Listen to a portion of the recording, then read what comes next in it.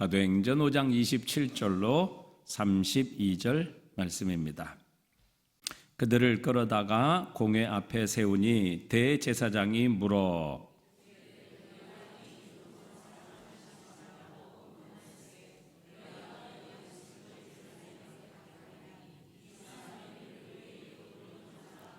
베드로와 사도들이 대답하여 이르되 사람보다 하나님께 순종하는 것이 마땅하니라.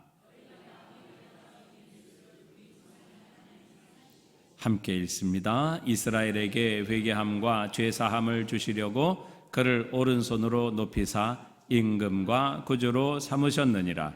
우리는 이 일의 증인이요 하나님이 자기에게 순종하는 사람들에게 주신 성령도 그러하니라 하더라. 아멘. 오늘 유대인들에게 투옥된 베드로는 공회 앞에서 대제사장이 예수의 이름으로 가르치지 말라고 그렇게 엄금했는데 그 이름을 전파함으로 예수의 피에 대한 책임을 우리에게 돌리려고 하느냐, 이렇게 베드로를 책망하게 됩니다. 이에 대해 베드로는 공회 앞에서 사람보다 하나님께 순종하는 것이 마땅하니라, 이렇게 대답을 하므로 대제사장과 공회의 권위를 거역하게 되지요. 사실 베드로는 위에 있는 권세에게 복종하라, 그렇게 말을 한 사람이기도 합니다. 또 오늘 본문의 말씀을 통해서 하나님께서는 우리의 삶과 우리의 신앙의 최종적인 권위가 누구에게 있어야 하는지를 우리에게 분명히 가르치시고 계십니다.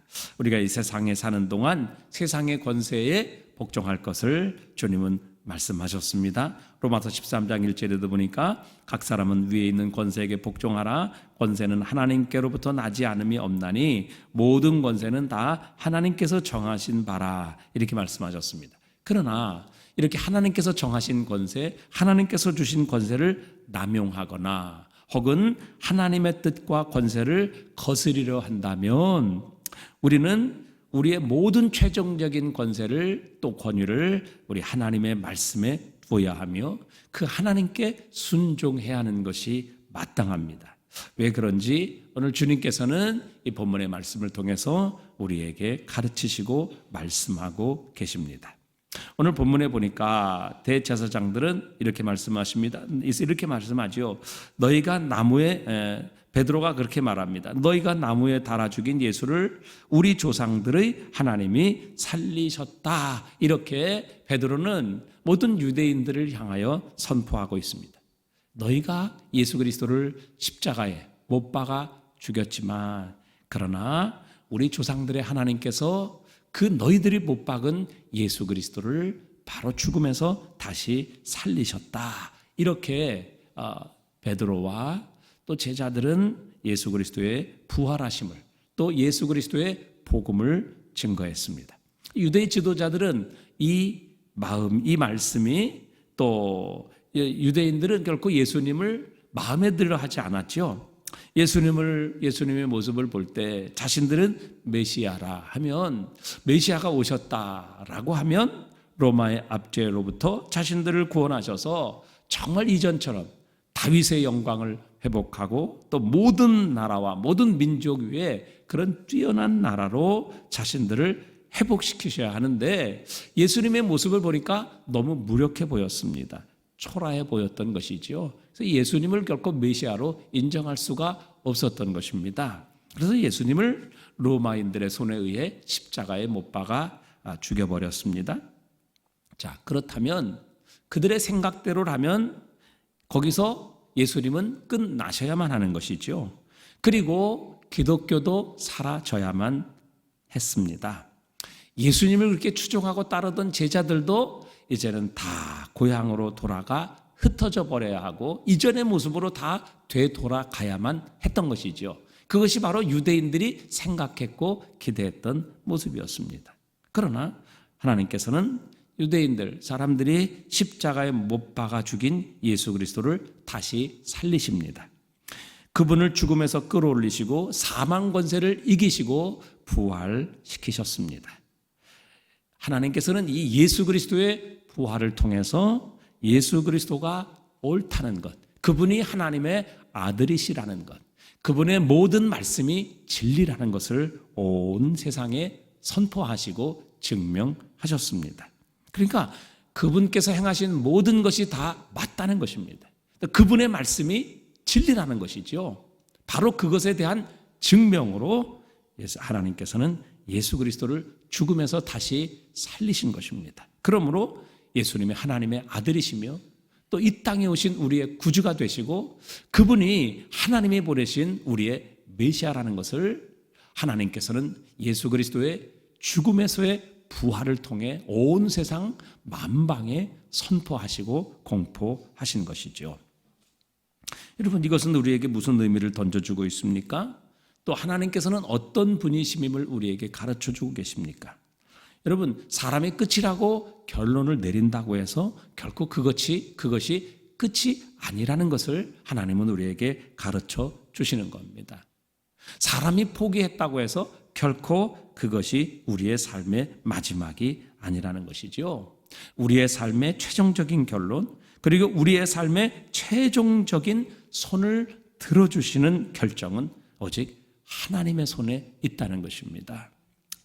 예를 들어 모세는 애굽의 버림을 받아 광야로 쫓겨났습니다. 광야에서 무려 40년 동안 정말 버림받은 신세로 살았지요.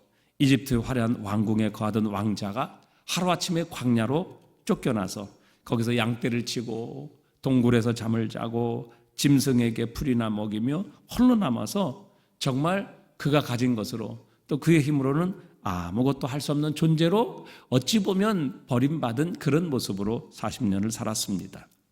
모든 사람은 모세를 잊었습니다. 그도 자신이 이것이 자신의 인생의 끝이다 이렇게 생각을 했습니다. 자신이 이스라엘을 위해서 할 수 있는 일은 아무것도 없었고 또 자신이 가진 능력으로는 어떤 것도 이스라엘을 위해 도울 수 없을 것이라는 것을 자기 자신이 너무도 확신할 정도로 그는 세상과 사람들에게 잊혀진 바 된 삶을 살았습니다. 그런데 어느 날 하나님께서 가시떨기 나무 가운데 모세를 찾아오십니다. 그리고 그는 애굽에 의해 그리고 사실 이스라엘 백성들에게조차도 모세는 인정받지 못하고 버림받아서 사실은 이스라엘 민족의 백성들에게도 그는 버림을 받았죠. 그래서 더 이상 소망을 품을 수 없었던 모세에게 하나님께서는 가시떨기 가운데 찾아오셔서 이렇게 말씀하십니다. 출애굽기 3장 10절에 보니까 이제 내가 너를 바로에게 보내어 너에게 내 백성 이스라엘 자손을 애굽에서 인도하여 내게 하리라. 사실 세상과 또 이스라엘 백성들은 모두 모세를 끝이다, 잊혀진 존재다, 아무도 그를 기억하거나 아무도 그를 기대하지 않았습니다. 광야에서 40년의 세월을 보낸 80세가 된 노인에게 다른 가능성이라고는 전혀 찾아볼 수 없었던 것이죠. 그러나 하나님께서는 모세를 찾아오셔서 내가 너를 통해 이스라엘 내 백성을 구원하겠다 말씀하십니다. 그리고 이제부터 너의 삶은 진짜 시작이다. 내가 너로 새로운 삶을 시작하게 하겠다. 이렇게 말씀하십니다. 그런데 이 말씀을 모세 자신도 사실은 믿지 못했습니다. 그래서 출애굽기 3장 11절에 보니까 모세가 하나님께 아뢰되 내가 누구에게 바로에게 가며 이스라엘 자손을 애굽에서 인도하여 내리이까. 모세 자신도 결코 이 하나님의 말씀을 믿지 못할 정도로 그는 세상과 사람들에게 그리고 자기 자신조차도 결코 자신이 할 수 있는 것은 아무것도 없다. 내 인생은 여기서 끝이다. 내 인생은 이렇게 사라지게 될 것이다 생각을 했던 것이죠. 그러나 하나님께서는 이렇게 애굽과 자신의 백성에게조차도 버림받았던 모세를 통해 이스라엘을 구원해내시고 광야 40년을 인도하시며 결국 하나님이 약속하신 가나안 땅으로 이스라엘 백성들을 인도하여 내십니다. 여러분, 세상을 구원하시고 민족의 운명을 바꾸시며 인생을 주관하시는 주권은 우리 사람에게 있지 않습니다. 여러분, 우리가 사람의 눈치를 보지 말아야 될 이유가 여기에 있습니다. 사람이 우리를 세우는 것이 아닙니다. 사람이 우리의 운명을 결정하는 것이 아닙니다. 사람이 우리에게 복을 주는 것이 아니라는 사실입니다. 여러분, 모세처럼 세상에 사람들에게, 심지어 자기 자신조차도 포기한 인생, 사람에게 버림받을지라도, 사람이 무시할지라도, 심지어 사람이 죽일지라도 하나님께서 그를 인정하시고 기뻐하시면 우리 주님처럼 우리를 죽음에서도 다시 살리시는 주권이 우리 하나님께 있습니다. 열왕기하 4장에 보면 선지생도의 아내 중 한 여인이 엘리사를 찾아왔습니다. 그리고 당신의 종 나의 남편이 이미 죽었는데 당신의 종이 여호와를 경외한 것은 당신도 잘 아는 일입니다. 그런데 이렇게 목회 사역을 하다 보니 빚밖에는 남은 것이 없습니다. 최선을 다해 갚았지만 이제는 더 이상 갚을 것이 없습니다. 빚쟁이들이 와서 이제 나의 마지막 남은 두 아들을 빼앗아 자기의 종으로 삼으려고 합니다. 이렇게 엘리사를 찾아와 호소합니다. 이 여인이 가진 것은 아무것도 없었습니다. 할 수 있는 것도 아무것도 없었습니다. 그에게 남아있는 마지막 아들마저도 종으로 빼앗길 절박한 상황이었습니다. 근데 이때 이 여인은 엘리사를 찾아왔죠. 하나님을 찾았다는 말입니다. 엘리사가 이 여인에게 묻습니다. 네 집에 있는 것이 무엇이냐? 여인이 저의 집에는 기름 한 병 외에는 남은 것이 아무것도 없습니다. 그러자 밖에 나가서 모든 이웃에게 그릇을 빌리라. 빈 그릇을 빌리되 조금 빌리지 말고 네 두 아들과 함께 들어가서 문을 닫고 그 모든 빌려온 그릇에 기름을 부어 차는 대로 옮겨 놓으라. 이렇게 엘리사가 명령을 하지요. 그러자 그 한 병 남은 기름병에서 기름이 멈추지 않고 흘러나옵니다. 빌려온 모든 그릇에 기름이 가득 차게 되죠. 그래서 그것을 팔아 죽은 선지생도의 빚을 다 갚고 또 자신과 아들이 생활하게 되었다는 기적의 이야기가 쓰여져 있습니다. 이 여인이 생각을 했을 것입니다. 하나님께서 이 한 병의 기름을 통해 이런 놀라운 기적을 일으킬 줄 알았다면 드럼통을 빌려올 걸, 아마 이렇게 생각을 했을 것입니다. 하나님께서 이 여인이 믿음을 통해 정말 드럼통을 빌려왔다면 하나님께서 그 믿음대로 채워주셨을 것입니다. 아니, 대접은 채우시고 드럼통은 채우시지 못하시는 그런 하나님이시겠습니까? 그렇지 않습니다. 결국 어떻게 됐습니까? 하나님께서는요, 이 여인의 기대만큼 채우셨습니다. 이 여인의 믿음만큼 채워주셨습니다. 빌려온 그릇의 양만큼 하나님께서는 부어주셨다는 사실입니다. 여러분, 우리의 생각에는 끝일지 모르지만 우리 하나님께는 그것이 시작일 수 있습니다. 그렇기 때문에 예수를 믿는 사람, 하나님을 믿는 우리는 환경 때문에, 우리의 조건 때문에 결코 포기하거나 낙심해서는 안 되는 것입니다. 우리가 처해 있는 조건으로 말미암아 우리는 절망하지 말아야 합니다. 여러분, 애벌레에게 끝인 것이 나비에게는 시작이다, 그런 말이 있습니다. 여러분, 애벌레의 끝, 죽음이죠.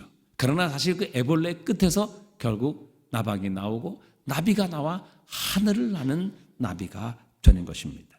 애벌레에게 끝인 것이 나비에게는 시작인 것이죠. 마찬가지입니다. 여러분, 우리에게는 끝인 것이 하나님에게는 시작일 수 있습니다. 이스라엘 백성들이 홍해 앞에 도착했을 때 그들이 생각한 것이 무엇입니까? 출애굽기 14장 11절에 보니까 모세에게 이렇게 말합니다. 애굽에 매장지가 없어서 당신이 우리를 이끌어내어 이 광야에서 죽게 하느냐. 여기가 무덤이라는 것이죠. 자신들이 여기서 죽게 될 것이라 그들은 절망했습니다. 우리가 애굽에서 당신에게 이른 말이 이것이 아니냐. 이르기를 우리를 내버려 두라. 우리가 애굽 사람을 섬길 것이라 하지 아니하더냐. 애굽 사람을 섬기는 것이 이 광야에서 죽는 것보다 낫겠노라. 여러분, 언제 이스라엘 백성들이 우리가 애굽에서 애굽 사람을 섬기겠다 이렇게 얘기를 했습니까? 사실 하나님께서 구원을 약속하시고 놀라운 능력의 역사가 나타나자 그들은 모두 출애굽의 소망과 기쁨을 가지고 하나님의 능력, 하나님의 구원을 기대하며 살았던 것이죠. 그런데 그들의 생각 외로 그 앞길에 홍해라는 장애물이 그 앞에 다가서게 되자 그들은 끝이다. 여기가 우리의 무덤이다. 여기에서 우리는 죽을 것이다. 이렇게 모두 생각했던 것입니다. 하지만 하나님께서는 그들이 끝이다. 이제 여기 우리 무덤이다. 우리는 죽었다라고 여겼던 곳에서 새 일을 행하십니다. 홍해를 갈라 바다 가운데 길을 만드십니다. 이스라엘로 하여금 상상하지도 못했던 길, 그들은 전혀 볼 수도 없었고 알 수도 없었던 새 길을 내셔서 그들로 하여금 그 바다 가운데 길을 걸어서 홍해를 건너게 하십니다. 여러분, 하나님께서는 우리가 끝이라고 생각하는 곳에서 얼마든지 새 일을 행하실 수 있습니다. 이제는 마지막으로 생각하는 그곳에서 하나님은 길을 내셔서 우리로 하여금 그 길을 걸어가게 하실 수 있는 하나님이십니다. 이제는 우리가 죽었다라고 절망하는 곳에서 하나님은 새로운 생명의 길을 내시는 하나님이십니다. 그러기에 우리의 끝이 하나님의 시작일 수 있다는 것을 우리에게 분명히 가르쳐주고 계십니다. 나사로가 죽은 지 나흘 만에 예수님께서는 마르다의 집을 찾아오십니다. 그리고 예수님께서는 나사로의 무덤까지 가셨습니다. 그리고 나사로의 죽음을 비통히 여기시며 주변 사람들에게 돌을 옮겨 놓으라 이렇게 명령하십니다. 예수님께서 무슨 일을 하시려는지 짐작했던 마르다가 이렇게 말씀드립니다. 요한복음 11장 39절에 보니까 예수께서 이르시되 돌을 옮겨 놓으라 하시니 그 죽은 자의 누이 마르다가 이르되 주여 죽은 지가 나흘이 되었음에 벌써 냄새가 나나이다. 그러니까 이 마르다는 예수님께 이렇게 말씀드리는 겁니다. 예수님, 무엇을 하실는지 제가 알 수는 없지만 그러나 주님, 죽은 자가 다시 살아날 수는 없습니다. 주님이 무엇을 하시든지, 아니 내가 주님이 무엇을 하실지 잘 모르지만 그러나 주님 무엇을 하시든지 죽은 자가 다시 살아나는 일은 없습니다. 불가능한 일이다. 아니 죽어서 나흘이나 돼서 냄새가 나는데 주님, 이 오라버니 나사로는 이미 죽었습니다. 끝났습니다. 그런 얘기지요. 예수님께서 아무리 놀라운 능력을 가지고 계시고 놀라운 기적을 행하셨을지라도 이미 죽어서 나흘이나 돼서 냄새가 나는 이 시체를 다시 살릴 수는 없습니다. 주님께 그렇게 말씀드리는 것이죠. 마르다는 아예 예수님께서 하실 일을 기대하지 않았습니다. 상상도 하지 못했던 것이죠. 하지만 예수님의 능력은 우리의 상상을 초월합니다. 우리가 생각하는 것과 전혀 다르다는 사실입니다. 우리가 이 주님을 믿을 때, 이 하나님을 믿을 때 이 믿음은 우리의 삶을 바꿉니다. 우리의 믿음의 역사를, 우리의 믿음을 통해 하나님은 역사하시고 하나님은 우리의 믿음을 통해 그 능력을 나타내시는 주님이십니다. 오늘도 이 가운데 난 여기서 끝이야. 나는 더 이상 아무리 노력해도 안 돼. 나는 아무리 해봐야 소용없어. 이제는 나는 모든 것을 포기할 수밖에 없어. 여러분 이렇게 혹시 생각하시는 분은 계시지 않습니까? 여러분 모든 유대인들은 예수님을 십자가에 못 박아 죽임으로 이제 예수님은 끝났다. 기독교는 끝장이다. 이렇게 생각을 했을 것입니다. 하지만 하나님께서는 예수님을 죽은 자 가운데서 다시 살리셔서 그분이 하나님의 아들이심을 증명하십니다. 선포하십니다. 그리고 하나님께서 어떤 일을 하실 수 있는 분이신지를 모든 세상 만방에 친히 증명하시고 보여주셨습니다.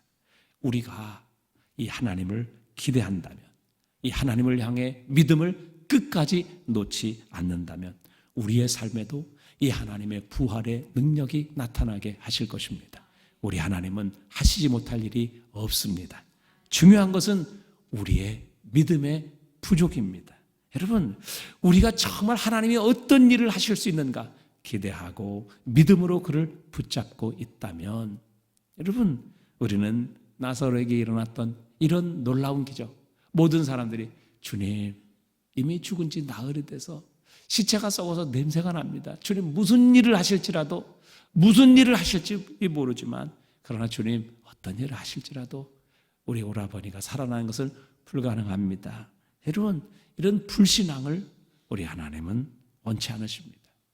내가 믿으면 하나님의 영광을 보리라 하지 아니하였느냐. 우리 주님 그 마르다를 향해 그의 믿음 없음을 교정시켜 주시고 그에게 믿음을 새롭게 심어주심으로 우리 주님은 이 불가능하다고 생각하고 상상하고 믿지 못했던 이 마르다 앞에 놀라운 하나님의 부활의 능력을 보여주십니다.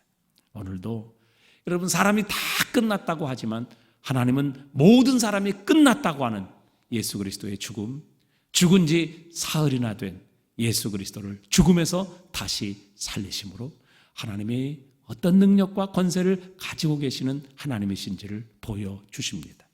여러분, 우리가 아무리 끝났어, 여기가 마지막이야, 이제 여기가 우리의 무덤이야, 여러분 이렇게 생각할지라도 하나님이 끝났다고 말씀하시지 않는 한 여러분 우리의 인생은 결코 끝나지 않은 것입니다. 여러분, 우리의 끝이 하나님의 시작일 수 있습니다. 하나님은 얼마든지 그 일을 행하시는 분이심이며 죽은 지 사흘 만에 예수 그리스도를 죽은 자 가운데서 다시 살리심으로 하나님이 어떤 하나님이신가 하는 것을 우리에게 분명하게 보여주셨습니다. 여러분, 우리가 이 하나님을 기대한다면, 이 하나님을 향해 믿음을 끝까지 놓지 않는다면 이 하나님의 부활의 역사, 우리 주님의 부활의 능력이 우리의 삶에도 임하게 하실 줄 믿습니다. 여러분, 우리의 끝이 하나님의 시작일 수 있습니다. 이것을 우리가 확신한다면 여러분 결코 세상 사람처럼 환경과 우리가 처한 조건으로 인하여 낙심하거나 포기하지 않게 될 것입니다. 믿음을 가지고 주님을 기대하며 주님이 하실 일을 상상하게 될 것입니다. 그리고 그 믿음을 통해 우리는 하나님의 능력과 부활의 역사를 체험하게 될 것입니다. 자, 그렇다면 베드로가 이렇게 자신을 죽이려는 유대인들의 위협 속에서도 담대하게 주님의 복음을 선포하고 예수 그리스도의 부활을 증거할 수 있었던 이 도대체 능력이 어디로부터 나왔느냐 하는 것입니다. 오늘 본문 32절에서 이렇게 말씀하십니다. 우리는 이 일의 증인이요 하나님께서 자기에게 순종하는 사람들에게 주신 성령도 그러하니라 하니라. 성령께서 예수 그리스도의 부활의 증인이시라는 것입니다. 성령 하나님이 예수 그리스도의 부활을 증거하는 힘과 능력의 원동력이라고 오늘 베드로는 고백하고 있는 것입니다. 여러분, 하버드 대학교의 조셉 나이 교수는 세상에 두 종류의 힘이 있다 이렇게 얘기를 했습니다. 하드 파워와 소프트 파워라는 것이죠. 딱딱한 힘, 부드러운 힘이 있다는 것입니다. 예를 들어서 미국의 군사력은 하드 파워죠. 여러분, 세상에 미국의 군사력을 당할 나라는 없습니다. 미국의 항모 전단에는 한 나라를 완전히 전멸시킬 수 있을 만한 무시무시한 전투력을 가지고 있습니다. 여러분, 항공모함 한 대에 한 90에서 100대 정도의 전투기를 탑재할 수 있습니다. 여러분, 90에서 100대의 전투기가 한 항모에 담겨지고 거기에 양쪽에 구축함, 그 다음에 여러 이 항모 전단이 한 12개 정도 되는데 이 항모 전단이 한번 옮겨가게 되면 그 항모 전단은 한 국가의 한 국가의 공군력을 탑재하는 그 정도의 파괴력이 있다고 합니다. 그러니까 항공모함 전단 한 대가 뜨면 여러분 한 나라의 군사력과 맞먹는다는 것이죠. 그런데 이 미국에는 이런 항공모함 전단이 무려 11개나 있습니다. 여러분, 어마어마한 군사력이죠. 그러나 여러분, 이런 군사력만 가지고 결코 상대방을 정복하거나 굴복시킬 수 없습니다. 요즘에는요, 인터넷이 얼마나 발달해 있습니까? 페이스북, 트위터, 우리 한국에는 카톡 같은 것들, 여러분 이런 것들을 통해서 얼마나 비용을 들이지 않고도 수많은 사람들에게 지식과 정보와 사상들을 전하는지 알 수 없습니다. 여러분, 우리 한국의 K문화, K컬처라고 하는 바로 이런 것이죠. 여러분, 이 K컬처, K문화가 여러분 들어가지 않은 곳이 없습니다. 그리고 이런 소프트 파워를 통해서 우리 한국은 세계에 엄청난 영향력을 미치고 있습니다. 그래서 젊은이들은 이 K-팝이라는 것에 열광하고 있죠. 유럽도 그렇고 미국도 일본도. 여러분, 이 K-팝, 동남아에도 이 K-팝이 얼마나 큰 영향력을 미치는지 알 수 없습니다. 그것에 따라서 여러분, 우리가 한국의 여러 문화, 음식 문화라든지 이런 문화들이 바로 하드 파워의 역할을 감당하는 것이죠. 즉 무기와 물리적 힘으로는 불가능한 일들을 이 소프트 파워가 감당하고 있는 것입니다. 여러분, 그렇게 미국의 협박에도 굴하지 않았던 아랍의 독재 정권들이 여러분 이 소프트 파워에 의해서 속속 무너지는 것을 우리는 보았습니다.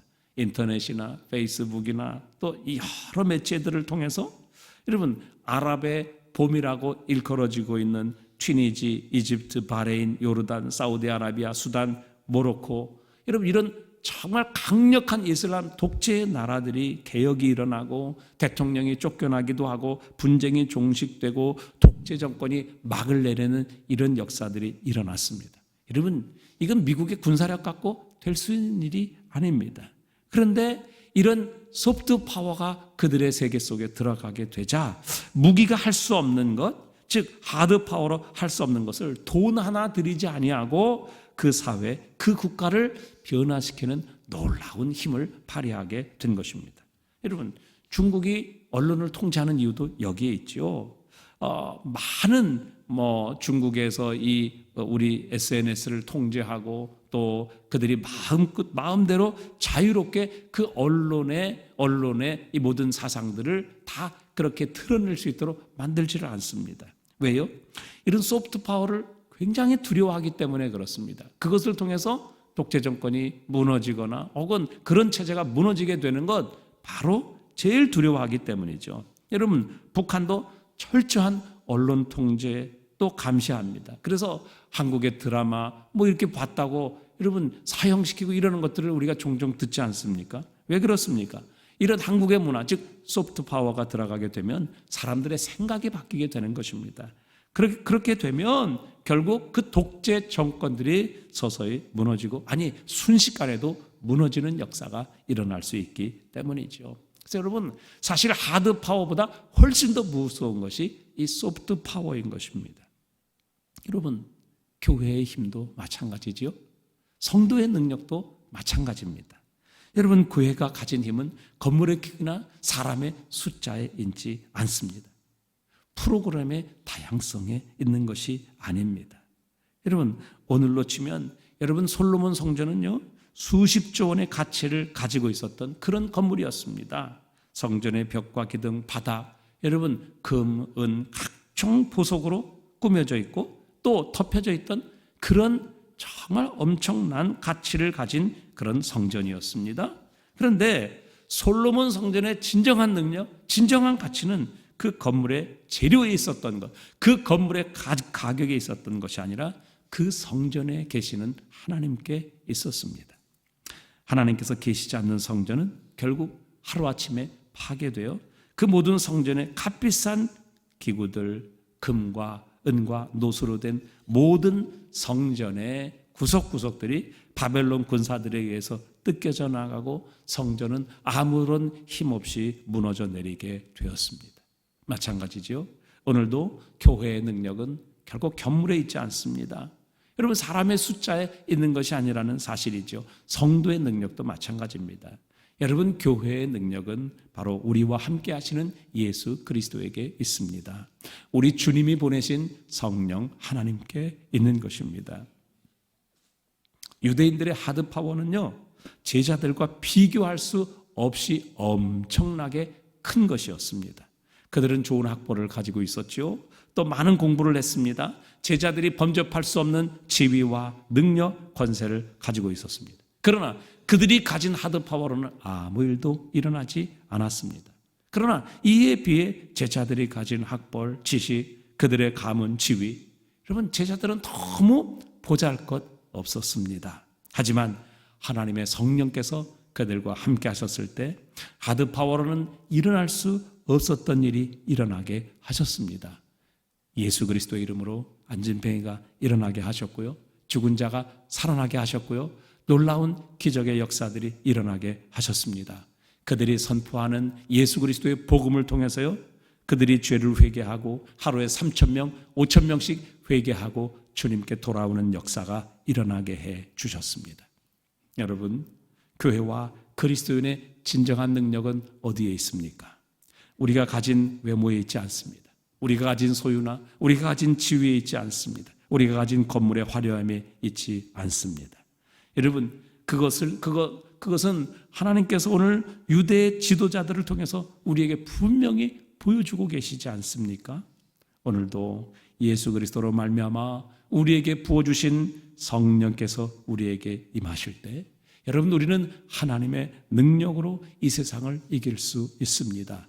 어떤 대적, 어떤 위험, 어떤 조건, 어떤 환경에 있을지라도 하나님의 성령께서 우리와 함께 하실 때 우리는 세상을 이길 능력과 힘을 공급받게 될 것입니다.